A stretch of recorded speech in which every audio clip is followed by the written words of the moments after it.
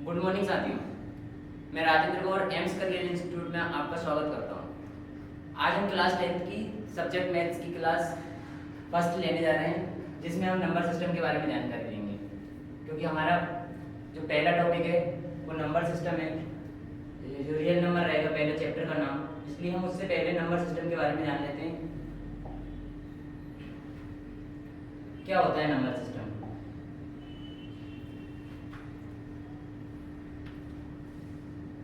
Number system वह प्रणाली होती है या वह तरीका होता है जिसके अनुसार हम नंबर्स को लिखते हैं, पढ़ते हैं एवं वर्गीकृत करते हैं, मतलब काउंट करते हैं, मेजर करते हैं, ठीक है, एंड क्लासिफाइंग करते हैं उनकी, ठीक है। रियल नंबर क्या होते हैं? रियल नंबर जितने भी नंबर्स होते हैं जिनको हम जानते हैं, रियल नंबर्स होते हैं जिनको हम नंबर लाइन पे रिप्रेजेंट कर सकते हैं, जैसे 0, 1, 2। इनके बीच में और भी ऐसे नंबर्स रहते हैं ना, ऐसे एक के बीच में, 1 से 2 के बीच में जितने भी नंबर आएंगे वो भी इसमें सभी काउंट होते हैं। मतलब हम ऐसे लिख रहे हैं लेकिन सारे नंबर्स इसमें आते हैं। ऐसे इधर माइनस में भी आएंगे, पाई, 0, इसके अलावा ये 2/3, -2/3, सारे नंबर्स इसमें आ जाएंगे। 1.5, ये डेसिमल्स आ जाएंगे, 333, ये अनंत तक।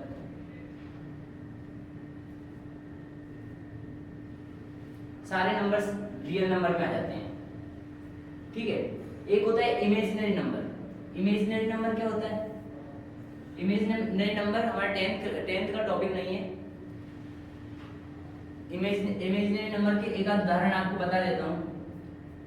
जैसे -1 को हम i लिख देते हैं, i का मतलब इमेजिनरी होता है, और -9 को 3i लिख देते हैं। ये i का मतलब इमेजिनरी है, जरूरी नहीं है कि इसके आगे माइनस लगाया जाए 3 के आगे, ठीक है। ऐसे उदाहरण आते हैं। तो रियल नंबर में वो सभी नंबर्स आते हैं जो इमेजिनरी को छोड़कर सारे नंबर्स रियल नंबर के अंदर आते हैं। इसके भी 2 टाइप्स होते हैं, जैसे रेशनल नंबर। कौन से नंबर? रेशनल नंबर जिनको हम किसके py/q के फॉर्म में लिख सकते हैं, और इरेशनल नंबर जिसको हम py/q के फॉर्म में नहीं लिख सकते हैं। जैसे ये py/q ऐसे लिखते हैं, इसको py/q के फॉर्म में नहीं लिख सकते हैं, इसको लिख सकते हैं। दोनों जगह जो डिनोमिनेटर में q है वो नॉट इज इक्वल टू 0 होना चाहिए। जो q है दोनों स्थिति में वो नॉट इज इक्वल टू 0 होना चाहिए, तब ये नियम लागू होगा ना।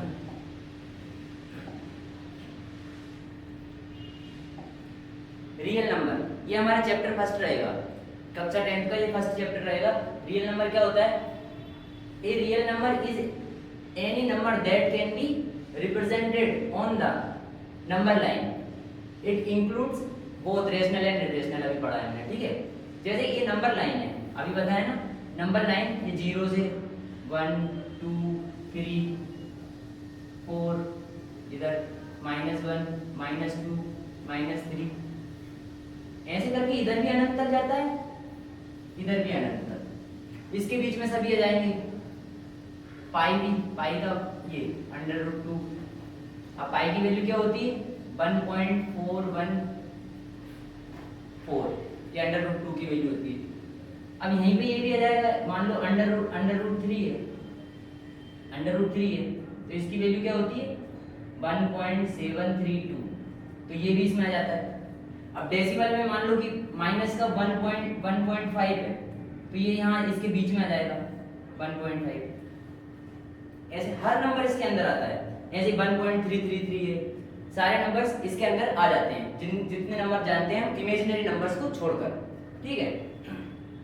ये सारे एग्जांपल्स ही हैं, ठीक है। जैसे -3 हो गया, पाई भी इसके अंदर आता है, √2, 2/3, 0, 1, सारे नंबर्स इसके अंदर बताते हैं। डेसिमल में भी लिख लेते हैं एक उदाहरण, ये अनंत तक कैसे जाता है, या इसको 1 के ऊपर ये बार भी लगा सकते हैं। ठीक है, ये आप इनको नोट कर लेना। ठीक है, पोज करने के बाद आप नोट कर लेना इनको।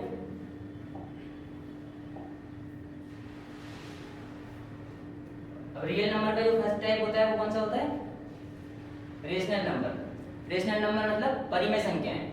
A rational number is a number that can be expressed in the form of p by q, मतलब जिनको हम p और q के इस तरीके से जब लिख सकते हैं वैसे नंबर्स को हम क्या बोलते हैं, रेशनल नंबर बोलते हैं। अब एक शर्त क्या बताई थी अभी कि q जो होता है वो 0 के बराबर नहीं होना चाहिए, और यहाँ पर p एंड q जो है वो क्या होना चाहिए, इंटीजर्स होना चाहिए। ये p and q are integers हैं, ये 0 के बराबर होना चाहिए। अब कौन कौन से नंबर्स को लिख सकते हैं, क्या 0 को लिख सकते हैं, 0 लिख सकते हैं ना। 0 कैसे लिखा जा सकता है, 0 बटे में 1। कोई फर्क पड़ेगा क्या इससे, नहीं पड़ेगा ना। वैसे ही हम मान लो 2 को लिख देते हैं, तो 2 ये p हो गया, ये q हो गया, ऐसे 2/3 हो गया, -3/2 लिख लो, 3/4 लिख लो, जैसा भी है ना। इसके अलावा 1.5, अगर मान लो 1.5 है तो डेसिमल इसको हटा के हम इसको क्या लिख सकते हैं, 3/2 लिख सकते हैं वापस। डेसिमल हटाना आता है ना, कैसे हटाओगे, अब मान लो 1.5 है, इसका डेसिमल हटाओगे, 10 लगाओगे, 5 से काटोगे 2 बार में, 5 से 3 बार में, ऐसे। ठीक है, ऐसे इसको ये वाला 1.66 ये ऐसे करके अनंत तक जाता है, या इसको 1.6 भी लिख सकते हैं। अब ये वाली जो अपनी संख्या है, ये मतलब ये शांत दशमलव है, मतलब इसको अपन बोल सकते हैं टर्मिनेटिंग डेसिमल। ये तो हो गया अपना terminating decimal,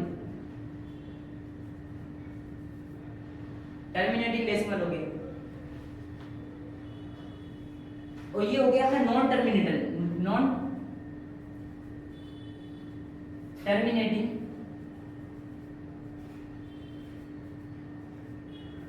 decimal. Non terminating decimal है। अब ये नॉन टर्मिनेटिंग डेसिमल के साथ साथ ये आवृत्ति भी है, मतलब इसमें क्या है कि ये बार बार रिपीट हो रहा है, तो ये इसको क्या बोल सकते हैं, और ये रिपीटिंग भी है, रिपीटिंग या रिकरिंग।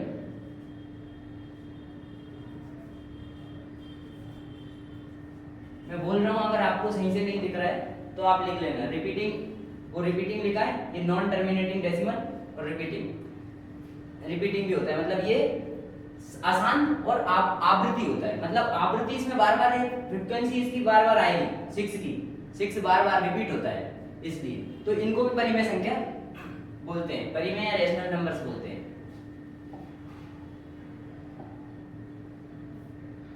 दूसरा टाइप होता है इर्रेशनल नंबर।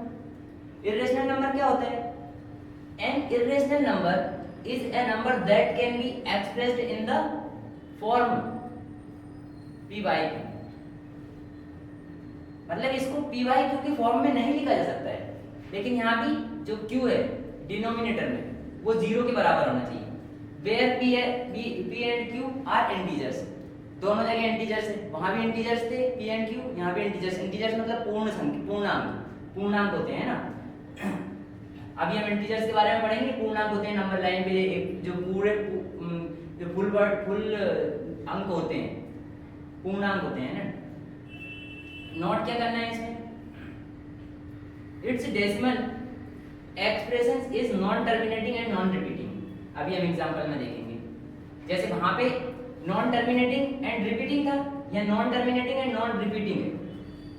ऐसे इसके अंदर कौन कौन सा जाता है, √2, √3, पाई भी इसके अंतर्गत आ जाएगा, या फिर 1.30300300 ऐसे करके ये चला जाता है।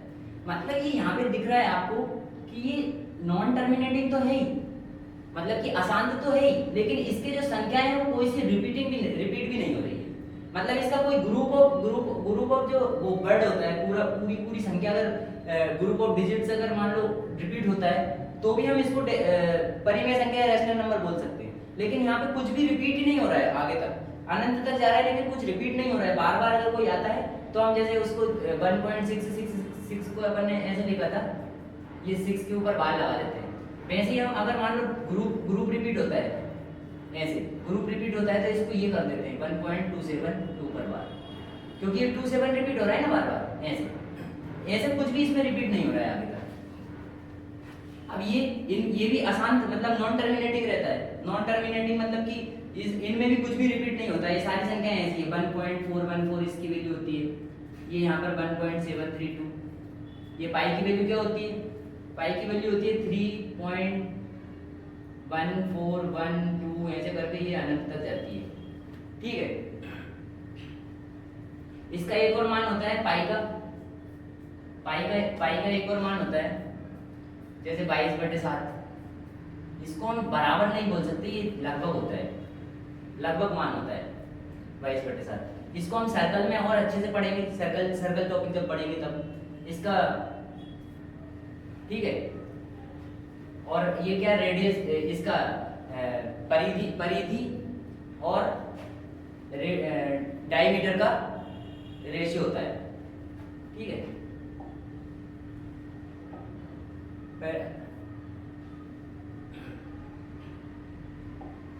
अब रेशनल नंबर्स में भी क्या इंटीजर्स क्या होते हैं? पूर्णांक होते हैं, इनको हिंदी में पूर्णांक कहते हैं। इंटीजर्स कैसे लिख सकते हैं इनको? ये नंबर लाइन पे इनको ये लिख सकते हैं -1 -2। अब इसमें ऐसा नहीं है कि बीच वाली संख्याएं नहीं आएंगी, ये पूर्णांक ही आएंगे। इसमें ऐसा नहीं है कि जैसे अपना रियल नंबर में अपन ने 1.5 लिख दिया था तो ये संख्याएं इसमें नहीं आएंगी, इसमें पूर्ण संख्याएं ही आएंगी। ठीक है, ये -3। तो हमको दिख रहा है कि इसमें क्या क्या चीजें हैं। एक तो जीरो शामिल है, एक इसमें पॉजिटिव इंटीजर्स है, पॉजिटिव इंटीजर्स है, और एक इसमें नेगेटिव इंटीजर्स है।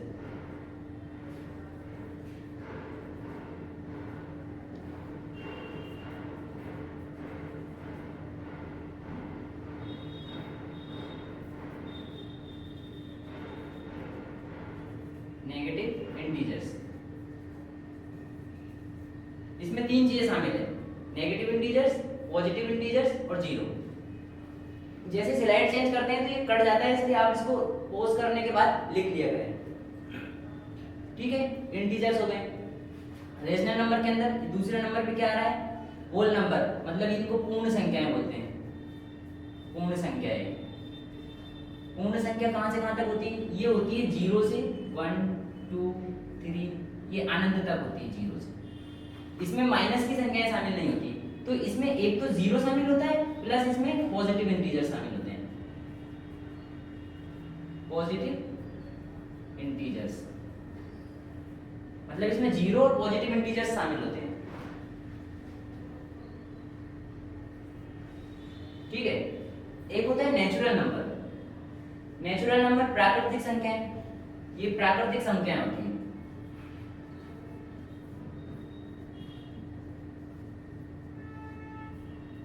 प्राकृतिक संख्याओं में क्या होता है? इसमें वो संख्याएं आती है जिसे हम गिनती में यूज करते हैं, 1 2 3 4 5 जो गिनती में रहती है वो संख्याएं इसमें आती है, ये अनंत। ठीक है, अब इसमें ओनली पॉजिटिव इंटीजर्स होते हैं। कौन से? Positive integers. लेकिन इसमें रेशनल नंबर में हमने और भी तो पढ़ी थी दो चीजें, और कौन कौन सी चीजें? जैसे हमने पढ़ा था डेसिमल्स भी थे ना। डेसिमल्स में 1.5 इस टाइप का, ये तो अपना टर्मिनेटिंग डेसिमल हो गया। एक नॉन टर्मिनेटिंग डेसिमल था, नॉन टर्मिनेटिंग डेसिमल में पढ़ा था अपन ने, जैसे इस टाइप की रिपीटेशन दिखाते हैं, है ना। इस टाइप के ये पढ़े थे, रेशनल नंबर में पढ़े थे ना।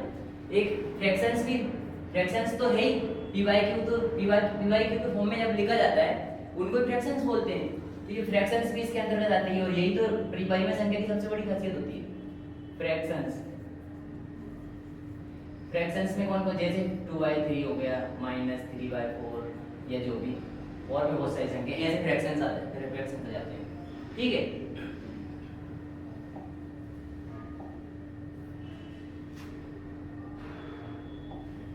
इवन नंबर क्या होते हैं? An even number is an integer that is exactly divisible by 2 leaving no remainder. मतलब कोई संख्या दो से अगर विभाजित की जाती है तो उसको पूरी तरह विभाजित कर दे और कोई भी रिमाइंडर ना छोड़े, तो वो संख्या पॉजिटिव इवन नंबर होती है, ठीक है। इवन नंबर या सम संख्याएं होती हैं, ठीक है, सम संख्या, इवन नंबर या सम संख्या होती है। जैसे 2, 4, 6, 8, 10। अब इनमें किसी को भी 2 से विभाजित करेंगे तो ये पूरी तरह विभाजित कर देगी, पूरी तरह डिवाइड कर देगी इनको, और कोई भी रिमाइंडर नहीं छोड़ेगी। वैसे ही माइनस के भी लिख सकते हैं, 4, -6 इस टाइप से, ठीक है। इसके बाद जीरो जो है वो सम संख्या है, सम संख्या या इवन नंबर बोल सकते हैं ना। 0 also an even number।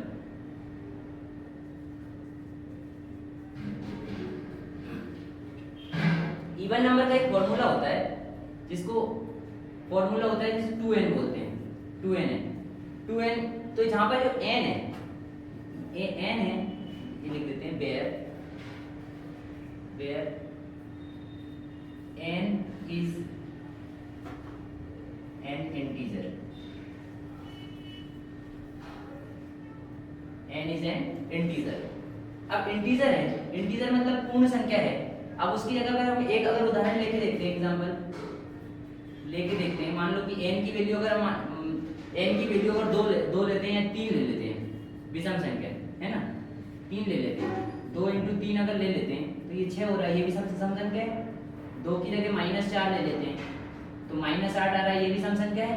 इनको डिवाइड करने पे कोई रिमाइंडर नहीं बचता है 2 से डिवाइड करने पर। तो अगर किसी का भी मल्टीप्लाई अगर 2 से किया जाए तो वो सम संख्या होती है। ये बात ध्यान रखना है कि किसी भी पूर्ण संख्या में या किसी भी इंटीजर को अगर 2 से मल्टीप्लाई कर दिया जाए तो वो संख्या भी सम संख्या बन जाती है, इवन नंबर बन जाता है। ऑड नंबर क्या होता है? ऑड नंबर विषम संख्या है। An odd number is an integer that is not exactly divisible by 2। मतलब ये 2 से पूरी तरह डिवाइड नहीं होता है। when divided by 2 it leaves a remainder of 1।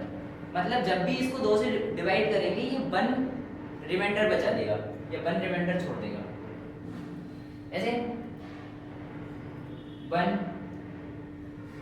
3, 5, 7। अब इसको 1 से भी अगर मान लो दो विभाजित करते हैं, 2 से अगर मान लो इसको डिवाइड करते हैं एक को, तो जाते ही नहीं, जितना भी शेष बचता है भाग नहीं जाने पर या डिवाइड नहीं होने पर वो रिमाइंडर ही रहता है।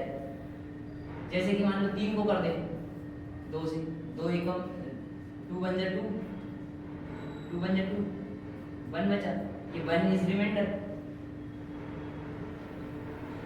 जब ये रिमाइंडर इसमें माइनस भी आ जाता है, -1, -3, -5 है ना, ये अपना विषम संख्या होगी।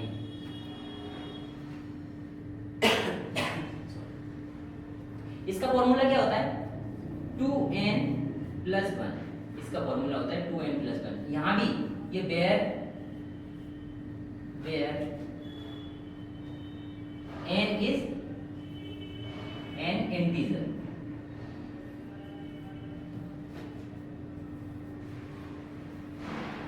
n is an integer। Integer में अगर मान लो हम वही कोई लिख लेते हैं, 3 ले लेते हैं, n का मान 2 × 3 + 1 कितना हो गया? 7 हो गया ना। 7 विषम संख्या है, इवन ऑड नंबर। -4 ले लेते हैं, -4 लेते हैं +1 तो -7 बचता है, -7 ये भी एक ऑड नंबर, ठीक है।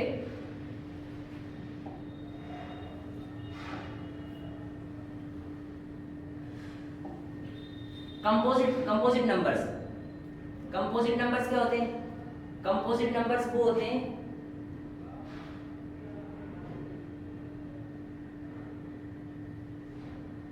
कंपोजिट नंबर्स, इनको बोलते हैं भाज्य संख्याएं, जो मतलब जिसके अंदर अलग अलग जो प्राइम नंबर्स हैं उनके प्रोडक्ट जो रहते हैं। जैसे a composite numbers is a natural number that has more than 2 factors, मतलब जिसके पास 2 फैक्टर्स, मतलब फैक्टर्स क्या होते हैं? फैक्टर्स ऐसे मान लो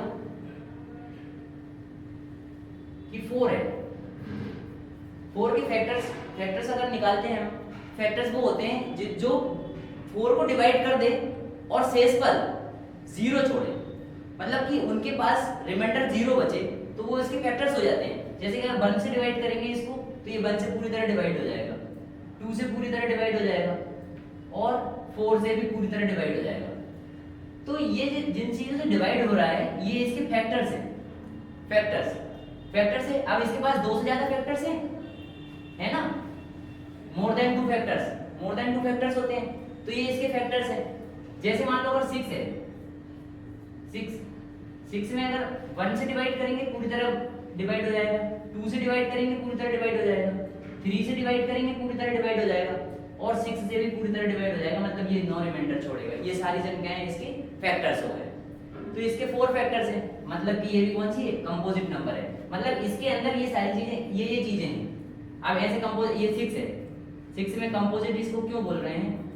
क्योंकि ये 2 × 3 का प्रोडक्ट है ना।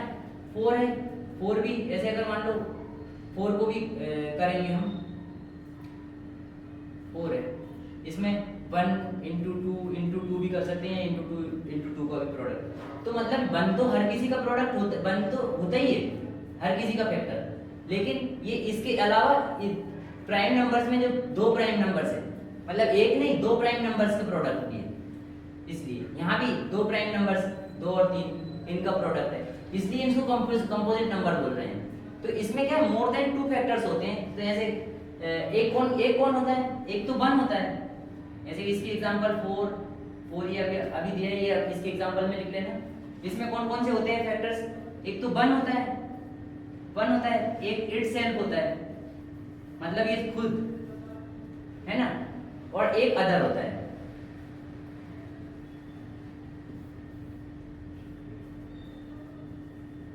अदर नंबर होता है, क्योंकि एक 1 होता है इटसेल्फ, मतलब एक स्वयं होता है, और अदर एक अदर नंबर होता है, अदर नंबर।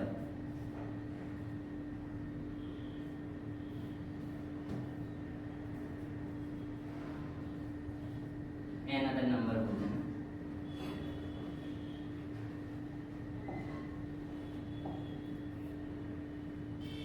प्राइम नंबर क्या होता है? प्राइम नंबर मतलब अभाज्य संख्या है, अभाज्य संख्या है। प्राइम नंबर अभाज्य संख्या, अभाज्य संख्या है ना। A prime number is a natural number that has exactly 2 factor.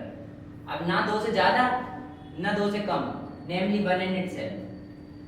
मतलब एक तो ये 1 होता है कि जो हर किसी का फैक्टर होता है, और एक इटसेल्फ मतलब ये स्वयं होता है, खुद उसका फैक्टर होता है। जैसे 3 है, 3 के अंदर ये 1 से डिवाइड होगा, इसके अलावा सिर्फ 3 से डिवाइड होगा। इसके अंदर मतलब ये इसके जो 2 ही फैक्टर हैं, 1 और 3। मान लो 5 है, 1 से डिवाइड होगा और 5 से डिवाइड होगा। 7 है, 1 से डिवाइड होगा और 7 से डिवाइड होगा, 7 से डिवाइड होगा। मतलब इनके मात्र 2 फैक्टर्स हैं, एग्जैक्टली 2, कम भी नहीं ज्यादा भी नहीं, मात्र 2 होते हैं। तो वो प्राइम नंबर होते हैं, अभाज्य संख्याएं होती है ना। अभाज्य संख्याएं होती है ना, इसमें कौन कौन से फैक्टर्स होते हैं? एक 1 होता है और एक इटसेल्फ होता है, 1 एंड इटसेल्फ। ठीक है।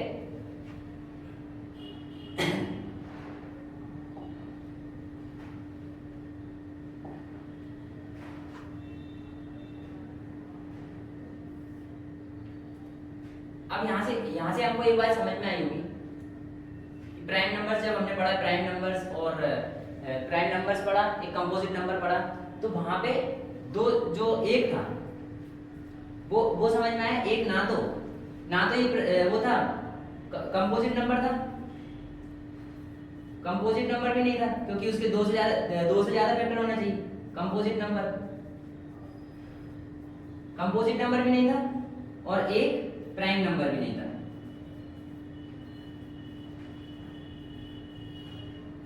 क्या प्राइम नंबर भी नहीं था? प्राइम नंबर भी नहीं था ना, क्योंकि इसका मात्र एक ही फैक्टर है 1, इसके अलावा कोई नहीं है। क्योंकि और प्राइम नंबर के लिए कम से कम 2 फैक्टर होना चाहिए, मतलब कम से कम नहीं, ओनली 2 फैक्टर होना चाहिए, और इसके मोर देन 2 होना चाहिए, और इसका ओनली 1 फैक्टर है। इसलिए ये ना तो प्राइम नंबर है ना कंपोजिट नंबर है। सबसे छोटा इवन प्राइम नंबर जो होता है, सबसे छोटा इवन प्राइम नंबर 2 होता है। सबसे छोटा एंड एकमात्र इवन प्राइम नंबर, सबसे छोटा और एकमात्र इवन प्राइम नंबर होता है वो 2 होता है, और सबसे छोटा ऑड प्राइम नंबर 3 होता है।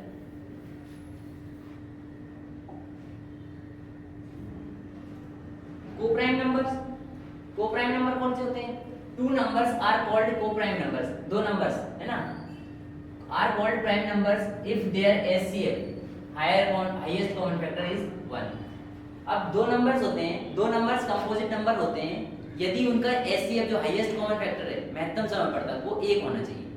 कॉमन फैक्टर्स मतलब कोई 2 नंबर है जिनके अभी हमने फैक्टर्स जैसे देखे थे, जैसे डिवाइड करने पे नो रिमाइंडर आता है, वैसे ही अगर हम देखते हैं तो उनका रिमाइंडर दोनों में कॉमन होना चाहिए, और जो हाईएस्ट कॉमन होगा दोनों में, हाईएस्ट कॉमन होगा वो 1 होना चाहिए, मतलब कि 1 से बड़ा नहीं होना चाहिए, तब जाकर वो कंपोजिट नंबर हो जाएंगे, बनेंगे। जैसे 8 और 5 का अगर HCF निकालते हैं तो 8 के प्राइम फैक्टर्स कौन से हैं? 8 को कैसे 1 से 2 से 4 से और 8 से डिवाइड किया जाता है। 3 को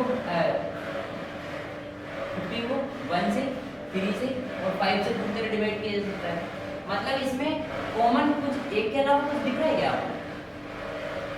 एक के अलावा कुछ भी नहीं दिख रहा है ना, तो इसका हाईएस्ट जो कॉमन फैक्टर है वो 1 है, मतलब कि कौन सी संख्या है? को प्राइम नंबर है। 9 और 10 में, 9 में आपको 9 और 10 में क्या दिख रहा है आपको? ये 1 3 और 9, इन तीनों का प्राइम इसके फैक्टर है ये 3, और इसमें 1 2 5 10, इसमें कुछ भी आपको कॉमन दिख रहा है क्या? सिर्फ एक कॉमन दिख रहा है, एक, मतलब ये जो कॉमन दिख रहा है वो हाईएस्ट 1 होना चाहिए, तो ये को प्राइम नंबर होंगे दोनों में, तो ये भी को प्राइम नंबर है। ऐसे ही आप इसका निकालिएगा और कमेंट सेक्शन में इसका जवाब देना, ठीक है? 14 और 25 का। अब नोट में क्या लिखना है, देखना है, coprime numbers are not necessarily prime numbers, they only need to have HCF 1। मतलब जरूरी नहीं है कि जो को प्राइम नंबर्स है वो प्राइम नंबर्स भी हो, वो कंपोजिट नंबर्स भी हो सकते हैं। अब जैसे 8 कंपोजिट नंबर है, 15 कंपोजिट नंबर है, 9 कंपोजिट नंबर है, 10 कंपोजिट नंबर है, ये सारे कंपोजिट नंबर्स हैं, इनके अंदर मोर देन 2 फैक्टर्स है। मोर देन 2 फैक्टर्स यदि होते हैं तो वो कौन से नंबर्स होते हैं? कंपोजिट नंबर्स होते हैं, और प्राइम नंबर्स के लिए मात्र ओनली 2 फैक्टर्स होना चाहिए। तो ये जरूरी नहीं है कि जो को प्राइम नंबर हो वो प्राइम नंबर ही हो, ठीक है? फैक्टर क्या होते हैं? A factor of a number is a number that divides the given number exactly leaving no remainder. अभी बताया था ना, यदि मान लो फैक्टर से यदि हम किसी चीज के निकालते हैं तो वो उस संख्या को पूरी तरह विभाजित कर देती है, तो वो और कोई भी रिमाइंडर नहीं छोड़ती है, तो वो कौन सा क्या होते हैं? उसके फैक्टर्स होते हैं। जैसे अभी हमने देखे थे 4 के फैक्टर्स 1 2 4, ये इसके फैक्टर्स हैं। मान लो 12 का निकाल लेते हैं, 1 2 3 4 6 और 12, ये इसके फैक्टर्स हैं। मतलब ये इसको पूरी तरह डिवाइड कर देंगे और कोई भी रिमाइंडर नहीं छोड़ेंगे, ये इसके फैक्टर्स हैं, है ना? और निकाल लीजिए आप 18 का निकाल लो। 18 के फैक्टर्स कौन कौन से होते हैं? 1 2 3 4 से नहीं जाएगा कोई, 6 9 18, ये इसके फैक्टर्स हैं, ठीक है? तो जो संख्या इसको पूरी तरह विभाजित कर देगी और कोई भी रिमाइंडर नहीं छोड़ेगी, वही संख्या इसका क्या होता है? फैक्टर्स होते हैं, है ना? समझ में आया? अब मल्टीपल क्या होते हैं? अब एक बात और ध्यान रखना है कि जो फैक्टर्स हैं, हाँ फैक्टर्स में नहीं, मल्टीपल, मल्टीपल क्या होते हैं? A multiple of a number is the result obtained by multiplying that number by a whole number 0 1 2 3। Whole number अभी पढ़े थे ना हमने, 0 से स्टार्ट होकर अनंत तक जाते हैं, 0 1 2 3 अनंत तक, है ना। तो उनको किसी भी संख्या को, किसी भी नंबर को यदि हम होल नंबर में से पूर्ण संख्या में से अगर किसी को इनटू करते हैं तो मल्टीपल नंबर्स हो जाते हैं, प्राप्त होते हैं। तो ये अनंत हो सकते हैं, क्योंकि हमारे पास क्या है, पूर्ण संख्या अनंत है। तो किसी भी संख्या को मान लो कि दो है, 2 से आप इसके मल्टीप्लाई निकालोगे, 0 में करोगे 0 आ जाएगा, 2 4 6 8 10, मतलब ये मल्टीप्लाई करके ये अनंत तक जा सकते हैं, क्योंकि जितने भी ये नंबर हैं इनमें मल्टीप्लाई करके इनको प्राप्त किया जाता है। 4 5 को निकाल लो, 5 का 0 5 10 15 12 20 25 ऐसे करके ये कुल मिलाकर टेबल ही है। जो भी इनके मल्टीप्लाई में आ जाता है जिस नंबर का, वो उसके मल्टीप्लाई होते हैं, किसके, पूर्ण संख्या के मल्टीप्लाई करके जो प्राप्त किए जाते हैं वो उससे मल्टीप्लाइंग नंबर होते हैं, मल्टीपल्स होते हैं उसके, ठीक है। जैसे ठीक है, ये अनंत हो सकते हैं, ध्यान रखना है, कोई लिमिटेड नहीं होते हैं। क्या डिफरेंस फैक्टर और मल्टीपल में और इसमें क्या अंतर है? फैक्टर्स क्या होते हैं? फैक्टर्स और मल्टीपल में जो अंतर है,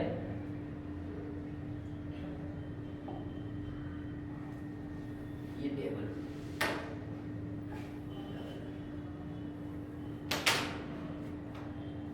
ठीक है, ये फैक्टर्स हैं।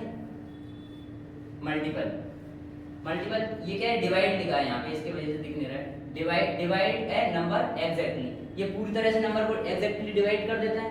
ये obtained by multiplying a number by whole numbers, मतलब कि ये मल्टीप्लाई करके प्राप्त किया जाता है।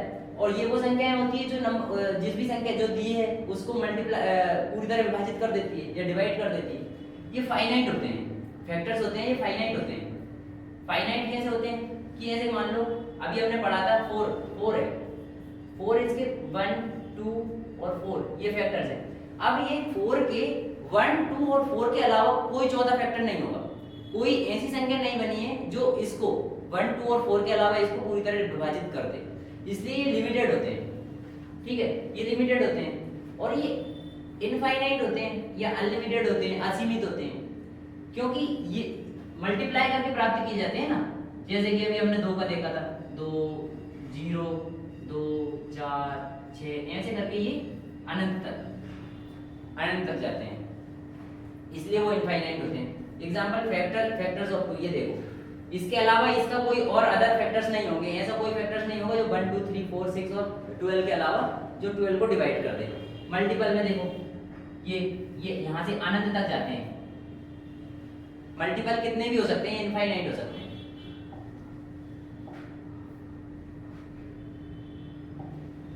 एलसीएम क्या होता है? LCM the least common multiple, least common multiple होता है, लोएस्ट कॉमन मल्टीपल होता है। जो अभी मल्टीपल हमने पढ़े ना उससे रिलेटेड है। The least common multiple LCM of 2 और मोर नंबर्स। अब यहाँ जरूरी है कि 2 और मोर, एक का नहीं होगा, एक का एलसीएम वो संख्या खुद होती है, एक का एचसीएफ वो संख्या खुद होती है, इसलिए 2 और मोर number is the number smallest positive number that is a multiple of all the given numbers. एक तो positive number, smallest positive number होना चाहिए, है ना। जैसे 12, ये एचसीएफ अगर एलसीएम अगर ज्ञात करते हैं तो ऐसा लिखा आता है, एलसीएम 6 एंड 8 का ज्ञात करना है। तो हमको ज्ञात कैसे करना है? एलसीएम निकालते हैं, 6 का निकालते हैं और 6 और 8। एक तो फैक्टर्स में निकालते हैं, कैसे? फैक्टर्स से 1 इंटू 2 इंटू 3 ऐसे करके भी इसको देख लेते हैं, लिख सकते हैं ना इसको 1 इंटू 2 इंटू 2 इंटू 2 ऐसे निकाल लेते हैं। अब इसमें इसको ये लिख सकते हैं 2 की पावर 1 इंटू 3 की पावर 1 या 2 की पावर 3। तो जो एलसीएम निकालते हैं उसमें मैक्सिमम पावर वाली संख्या लेते हैं, मैक्सिमम पावर वाली संख्या लेते हैं मैक्सिमम पावर वाली संख्या। तो एलसीएम निकालने के लिए इसमें कौन सी 2 की पावर 3 इनटू, अब यहाँ पर जो हाईएस्ट है यहाँ पे भी 3 की पावर 0 है, 3 की पावर 0 और 3 की पावर 1 में से कौन सी पावर बड़ी है? 3 की पावर 1 बड़ी है, तो 3 की पावर 1 लेते हैं। चूंकि 2 की पावर 3 मतलब 8 और 3, तो ये इसका एलसीएम 24 हो जाता है। एक और अगर हम डायरेक्ट निकालते हैं तो ये वाली विधि हमारी सबसे सिंपल निकालते हैं। सबसे पहले सबसे छोटे प्राइम नंबर से काटते हैं। कौन सा प्राइम नंबर? 2 से। 2 3 से 2 4 से, ये 3 का 3 आ जाता है, 2 2 से ये 2 से काटते हैं तो ये 3 वापस आ जाता है, ये 1 और ये 3 से काटते हैं। ऐसे करके इनको मल्टीप्लाई करके भी प्राप्त किया जा सकता है। लेकिन आपको ये ध्यान रखना है कि ये वाली स्टेप आप छोड़ सकते हो, ये वाला, क्योंकि आपको पता है अभी हमने प्राइम नंबर पढ़े हैं, प्राइम नंबर्स में और किसी चीज और कोई फैक्टर है ही नहीं इसमें, 1 और 2 के अलावा, 1 और 3 के अलावा ओनली 2 फैक्टर्स हैं इनके, मतलब ये किसी भी संख्या से डिवाइड नहीं होगा, तो इनको आप डायरेक्ट ऐसे मल्टीप्लाई कर सकते हैं, इनको मल्टीप्लाई कर सकते हैं, वही प्राप्त होंगे। 2 दूनी 4, 2 3 6, 2 दूनी 4, 4 3 12, 12 दूनी 24, ठीक है, ऐसे प्राप्त कर सकते हो। ये एलसीएम होता है। ये मतलब हाईएस्ट, ये लोएस्ट होता है, लोएस्ट। जैसे मल्टीपल होते हैं, अब आप मल्टीपल से समझिए, इसे मल्टीपल से समझ लेते हैं। अभी हमने 24 निकाला है इसका मल्टीपल, अब ऐसे हम एलसीएम निकाल रहे हैं 6 और 8 का। 6 के मल्टीपल कौन कौन से हैं? 6 12 18 24 30 36, ऐसे करके आगे कर जाते हैं। तो क्या अनंत होते हैं मल्टीपल। 8 का निकालते हैं 0 8 16 24 32 40 48, ऐसे आगे करते हैं। तो आपको सबसे छोटा जो कॉमन फैक्टर दिख रहा है इसमें, सबसे छोटा जो कॉमन फैक्टर दिख रहा है वो कौन सा दिख रहा है? 24 दिख रहा है। इससे पहले कोई कॉमन फैक्टर दिख रहा है? नहीं ना। इसके बाद आगे वैसे 48 इसके टेबल में आता है, इसके टेबल में आता है ये 48। तो आगे तो अनंत फैक्टर्स, अनंत कॉमन मल्टीपल हो सकते हैं इनके, कॉमन मल्टीपल कितने भी हो सकते हैं आगे, लेकिन इनका सबसे छोटा ज्ञात करना है, क्योंकि आगे अनंत हमको अंतिम सीमा पता नहीं है, इसलिए हम इसकी फर्स्ट सीमा मतलब लोएस्ट कॉमन फैक्टर ज्ञात करते हैं, मतलब लोएस्ट जो कॉमन है वो मल्टीपल ज्ञात करते हैं। ठीक है, समझ गए? तो इसका क्या है? एलसीएम ऐसे लिखते हैं, एलसीएम ऑफ 6 and 8 is 24। ठीक है, एचसीएफ हाईएस्ट कॉमन फैक्टर। अब ये हाईएस्ट कॉमन फैक्टर है, ये महत्तम सम पड़ता है highest common factor. The highest common factor HCF of two or more numbers is the greater number that divide all the given numbers etc. यहाँ पे हमको समझ में आया कि वहां पे लोएस्ट पूछा था लेकिन मल्टीपल पूछा था, यहाँ हाईएस्ट पूछा है लेकिन फैक्टर पूछा है। और फैक्टर कौन से होते हैं? जो किसी भी संख्या को डिवाइड करने पर उसमें कोई भी रिमाइंडर ना छोड़े। जैसे कि HCF ज्ञात करना है हमको, HCF 12 और 18 का। HCF के लिए हमको 12 और 18 के हमको फैक्टर्स देखने हैं। हमने अभी देखे थे 1 2 3 4 6 और 12, ये इसके फैक्टर्स थे। फैक्टर्स जो इसको पूरी तरह डिवाइड कर देंगे, 1 से भी पूरी तरह डिवाइड हो जाएगा, 2 से 3 से 4 से 6 से और 12 से, मतलब 12 से इनसे भी पूरी तरह डिवाइड हो जाएगा। जैसे ही 18 किस से हो जाएगा डिवाइड? 1 से 2 3 6 9 और 18, ये इसके फैक्टर्स हैं। अब आपको इसमें कोई कॉमन फैक्टर दिख रहा है? कॉमन फैक्टर्स कौन कौन से दिख रहे हैं आपको? 1 इसका कॉमन फैक्टर है, 1 इसका लोएस्ट कॉमन फैक्टर है, और 1 सभी का common factor lowest common factor 1 ही होता है ना। और यदि सबसे common factor lowest common factor 1 हो और दो संख्याओं का हो तो वो क्या कहलाते हैं? कोप्राइम नंबर कहलाते हैं। अभी मैंने पढ़े हैं 2 भी इसमें कॉमन है, 3 भी कॉमन है, 6 भी कॉमन है। क्या 6 से बड़ा आपको कोई कॉमन फैक्टर दिख रहा है? यदि आपको 6 से बड़ा कोई कॉमन फैक्टर नहीं दिख रहा है तो ये 6 ही इसका HCF है। Highest common factor. और फैक्टर्स क्या लिमिटेड होते हैं, इसलिए इसके अलावा इनके अलावा इसको और कोई फैक्टर नहीं है। मतलब हमको जो दिख रहे हैं उनमें से सबसे बड़ा कॉमन फैक्टर कौन सा है, 6 है। तो इसलिए इसका एचसीएफ क्या हो जाएगा, एचसीएफ 12 एंड 18 का 6 एचसीएफ। ठीक है,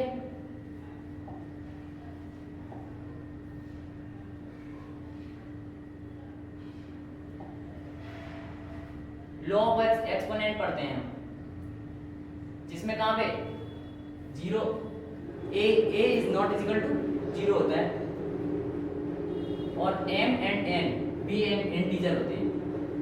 जैसे कि मान लो a की पावर, ये प्रोडक्ट वाला होता है, a की पावर n है और a की पावर n है।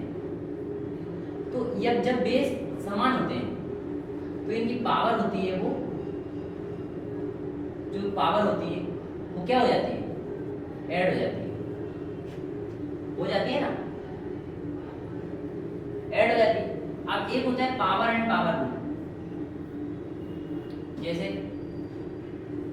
a की पावर m है और उसकी पावर n है, तो ये a की पावर, क्योंकि बेस तो इनका सेम ही है, यही, ये दोनों मल्टीप्लाई में आ जाती है, m और n को मल्टीप्लाई कर देते हैं। कोशेंट रूल में क्या आ जाता है, मान लो कि a और बटे b इनकी पावर n है, तो a की पावर n और b की पावर n लिख सकते हैं, b की पावर n लिख सकते हैं। अब ऐसे यहाँ पे हम एग्जांपल भी एक देख सकते हैं, जैसे कि मान लो कि 2 की पावर 1 है और 2 की पावर 1 है या 2 की पावर 2 है, तो इन दोनों को हम जोड़ेंगे तो 2 की पावर 3 के इसके बराबर ही होगा, या 4 और 2 को इंटू करेंगे तो 8 आएगा, 2 की पावर 3 को इंटू करेंगे तो भी 8 आएगा। ठीक है, ऐसे ही हम इनको देखते हैं, यदि 1 की पावर 3 है और इसकी पावर 2 है, तो a की पावर 6 के बराबर आ जाएगी, या फिर 2 की पावर 6 उधर कर सकते हैं, यहाँ संख्या लिख के उसको भी सॉल्व कर सकते हैं, ऐसे हो जाएगा। ठीक है, सेम यहाँ भी वैसा ही रहेगा, यहाँ भी आप एग्जांपल लिख सकते, देख सकते हो, कोई भी संख्या लिख दोगे, लेकिन यहाँ पर ये क्या इंटीजर्स होना चाहिए, मतलब पूर्ण संख्या होना चाहिए, पूर्णांक होना चाहिए, ऐसा नहीं है। जीरो एक्सपोनेंट रूल में क्या होता है, अगर a की पावर 0 होती है, a की पावर या किसी भी संख्या की पावर 0 होती है तो उसका मान हमेशा 1 होता है। हमने पीछे देखा था कि फैक्टर्स देख रहे थे हम, जब कि एलसीएम देख रहे थे तब देखा था हमने कि 3 की पावर 0 हमने ली थी और ऊपर 3 की पावर 1 थी, तो हमने 1 को इंक्लूड किया था एलसीएम में, 0 को इंक्लूड नहीं किया था, जबकि इससे कोई उसका मान 0 नहीं होता है, इसका मान 1 होता है हमेशा। 3 की पावर 0 या किसी भी संख्या की पावर अगर 0 लगा देते हैं तो उसका मान 1 हो जाता है। नेगेटिव एक्सपोनेंट रूल क्या होता है, नेगेटिव में क्या होता है कि मान लो a है 1 बाय a की पावर n, 1 बाय a की पावर n है, तो ये यहाँ से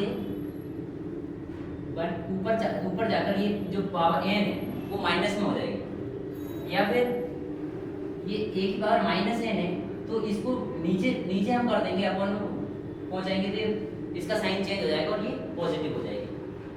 पावर ऑफ प्रोडक्ट का पावर ऐसे, a और b का कोई प्रोडक्ट है और उसका पावर n है, a और b के पावर n का प्रोडक्ट n है, तो यहाँ पर हम इसको a की पावर n इंटू b की पावर n लिख सकते हैं।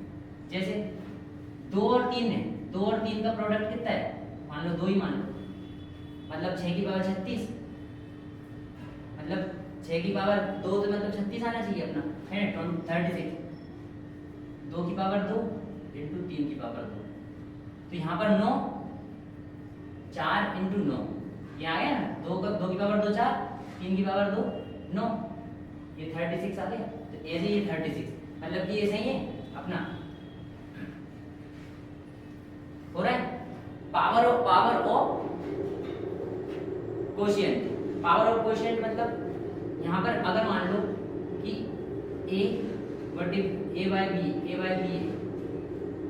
है ना, a बाय b है, या फिर अपन मान लेते हैं a की पावर n है एंड b की पावर n है, पावर को ऐसे मान लेते हैं, a की पावर b है, a बाय b, और इसकी कोशेंट में इसकी पावर n है। तो यहाँ भी ये संख्या क्या है, a की पावर n हो जाएगा, y b की पावर n हो जाएगा। ठीक है, अब यहाँ पर इनका मान आप लिख सकते हो, यहाँ पे दिया हुआ है ये n है, जिनके भी डिवाइड में a, ये मतलब 0 के बराबर नहीं होना चाहिए, ये a है वो 0 के बराबर नहीं होना चाहिए। जैसे कि यहाँ पे a का मान अगर 0 लिख देंगे तो 0 किसी भी संख्या के अगर अपॉन में होती है तो वो संख्या नॉट डिफाइंड वाली कैटेगरी में चली जाती है।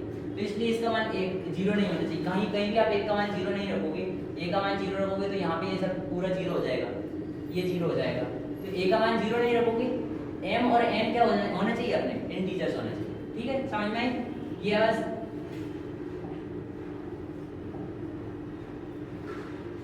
इसके बाद हमारा ये टॉपिक फर्स्ट नंबर सिस्टम वाला कंप्लीट हो जाता है।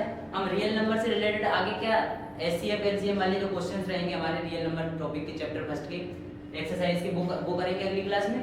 अभी आप ये वाले क्वेश्चंस के आंसर दीजिए मुझे 24 कमेंट सेक्शन में देना है इनके आंसर। 24 और 36 का एचसीएफ क्या है, फाइंड द एलसीएम ऑफ 8 और 12 का एलसीएम देखना है आपको, और 9 और 10 को प्राइम नंबर से इसका रीजन दीजिए क्यों है, को प्राइम नंबर है तो क्यों है। तो ये सारे क्वेश्चंस के आप आंसर दीजिए कमेंट सेक्शन में। आज के लिए इतना ही, धन्यवाद। ठीक है, अगली क्लास में मिलते हैं, क्वेश्चंस के साथ एक्सरसाइज के अगले क्वेश्चंस करते हुए दिखेंगे हम। बने रहिए क्लास में।